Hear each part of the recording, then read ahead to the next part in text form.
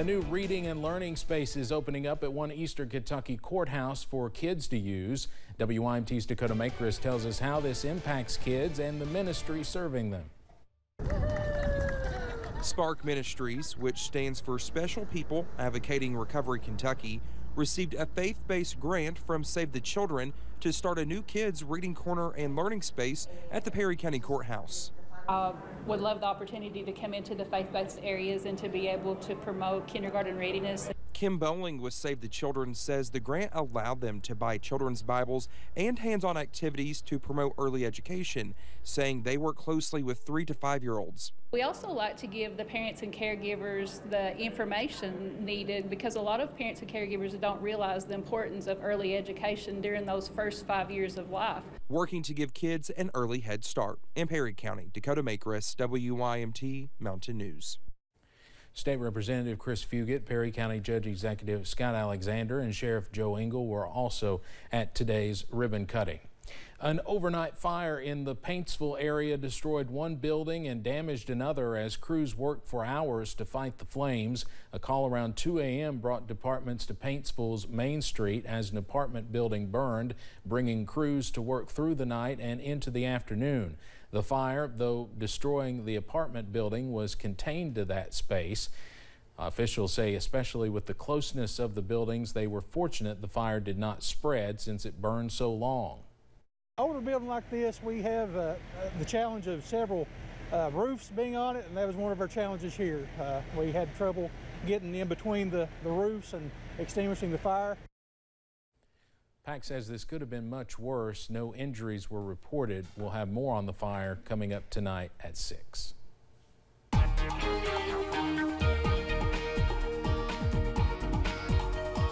Well, plenty of sunshine around the mountains this afternoon, but it's not necessarily a good thing because we are also seeing the potential for strong thunderstorms, and sunshine can increase that threat. High dive camera at the University of Virginia at Wise.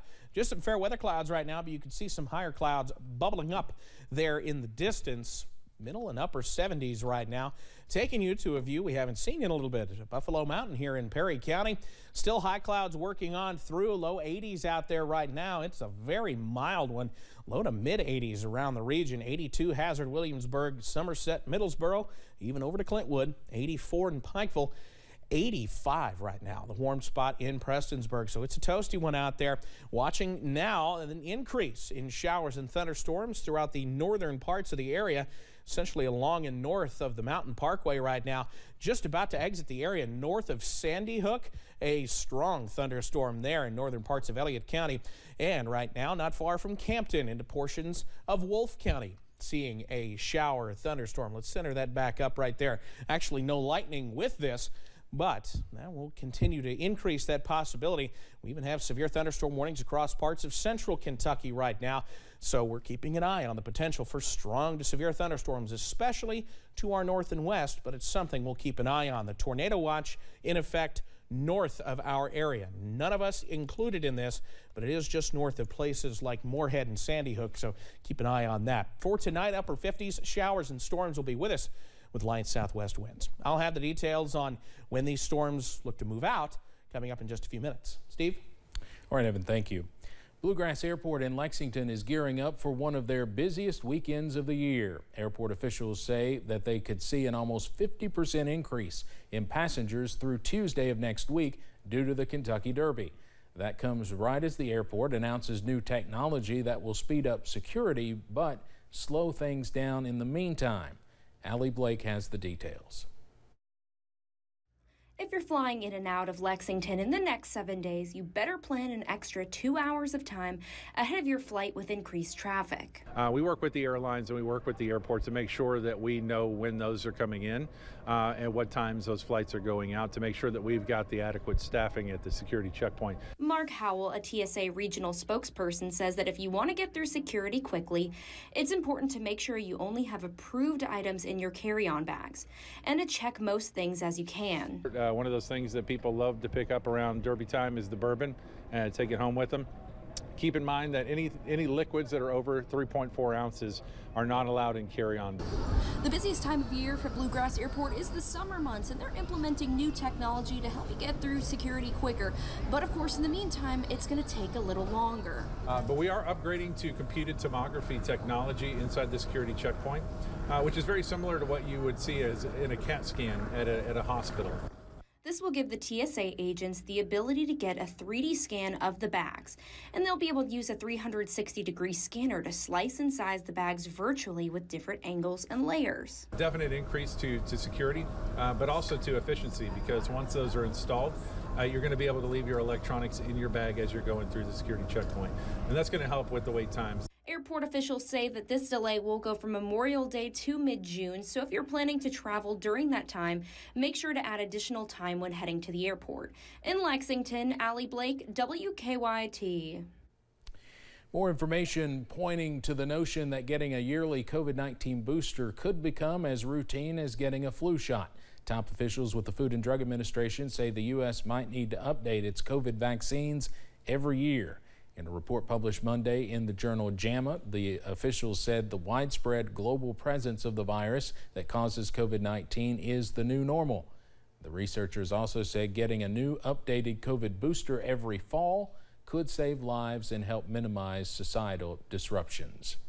Demonstrators stood outside the U.S. Supreme Court for hours after Politico published a bombshell draft opinion from February that could reverse the 1973 Roe v. Wade decision legalizing abortion.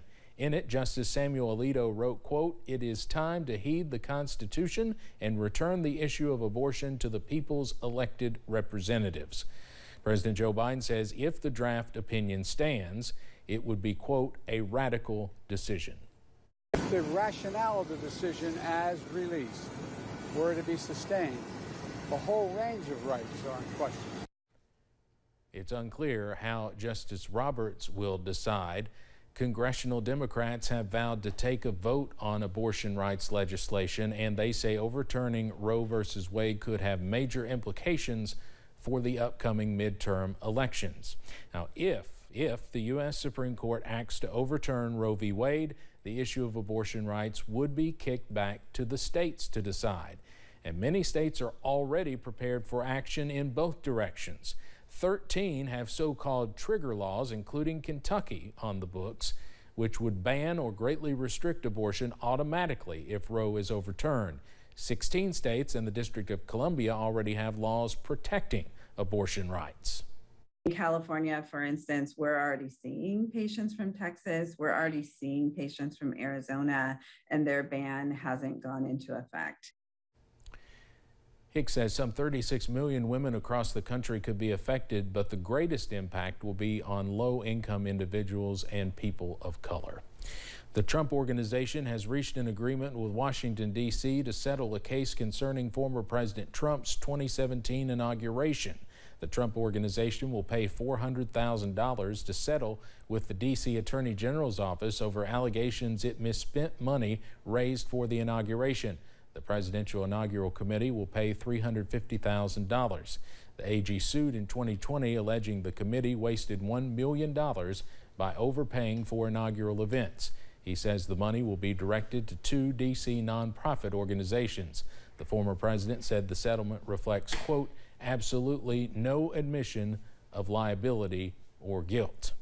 Scientists are developing a new type of lab-grown human milk for babies.